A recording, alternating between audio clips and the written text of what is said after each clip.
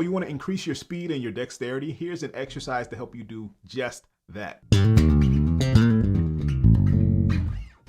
So I won't make this super long, and the concept of this exercise is actually pretty simple. Once you get the scale of where this derives from, you'll pretty much get the whole thing. So I'm starting on the note A using the Mixolydian scale. And just remember, it's a major scale with a flat 7. And then I'm going to G and playing the same exact scale. And just going back and forth from that. I like to use this exercise along with chords as well. So I'll use a suspended 7 chord and go back and forth with this scale on top of it. So A7 sus, G7 sus,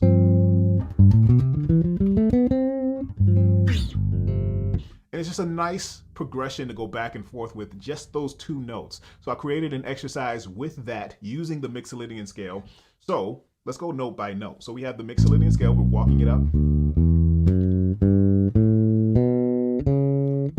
So I'm going all the way up to the G string. So from the E string, playing the entire scale and extending it to the G string. So my last notes on the G string are B, C sharp, and D, okay? And I'm stopping right there. And this is when I start descending. Now, once you get this concept, you'll move this down a whole step and it'll be the same exact positioning and fingering and phrasing, all that good stuff, okay? So once you get this down, we're just moving it down a whole step, okay? So the pattern of this, once you're done,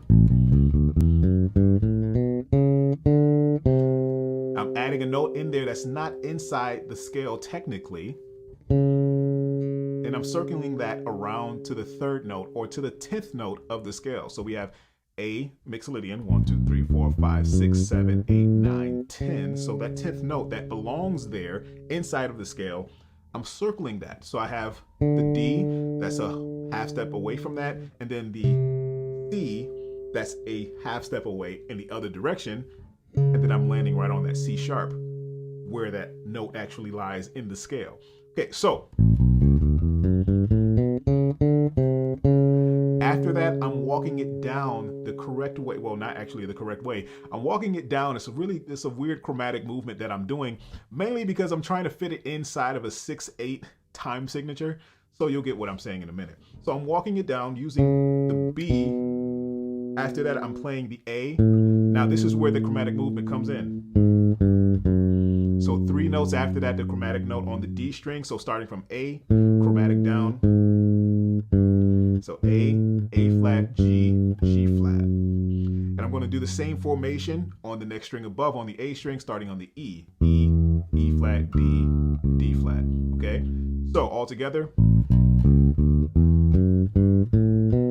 Turn around. Chromatic. Next note is going to be the B, the 2nd note of the Mixolydian scale, and then my 1. Then that's where we move to the next. Okay, so you get the idea.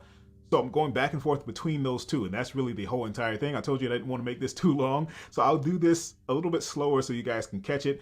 Fingering is going to be actually pretty simple. I'm using the correct fingering for the correct fret, so using the 4-finger pattern for the frets. Okay, so my finger here in 2nd position, I'm starting on A. My finger lands on every single note. So if my 2nd finger is here on the 5th fret, my 1st finger is assigned to the 4th fret, my 3rd finger is assigned to the 6th fret, 4th finger is assigned to the 7th fret. Okay, so you walk it up the scale, 2, 4, 1, 2, 4, using finger numbers. 1, 2, 4, 1, 3, 4, 2, 3, 1, 4, 3, 2, 1, 4, 3, 2, 1, 4, 2. Back down, same thing. All right. Very, very simple. Once you move that down, and once you go back and forth with this exercise, it'll start to burn just a little bit if you continually do that. And I was doing that at 125 BPM. I actually played it and stayed there. I just doubled it. Okay, so if I'm doing that same exact time signature, it'll sound something like this.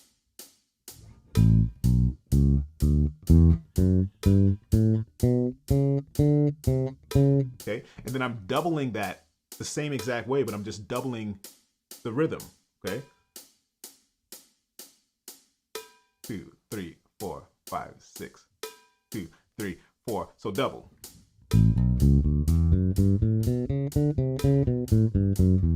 Okay, so that's double. This is half of that.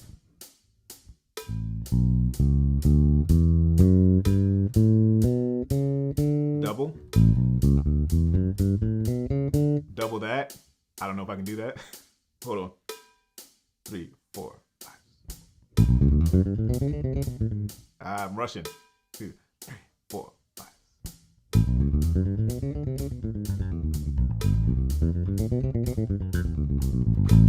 Okay, so that's double that. So I stayed right there on 125 BPM. You don't have to do that. Let me just stop that for a second.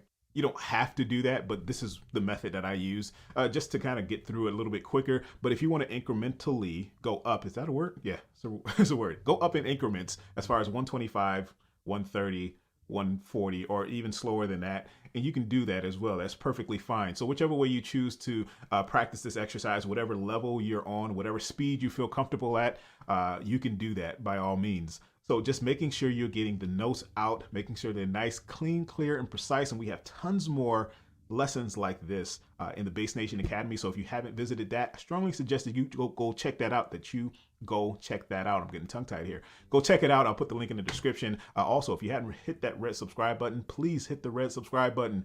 Subscribe to the channel if you haven't already. It's great to be here every single week with you guys. Click that notification bell so you don't miss anything that we upload, so you can be here every single week with me. If you have any questions, make sure you comment in the comment section. Love chopping it up with you guys down there, and I'll see you in the next one.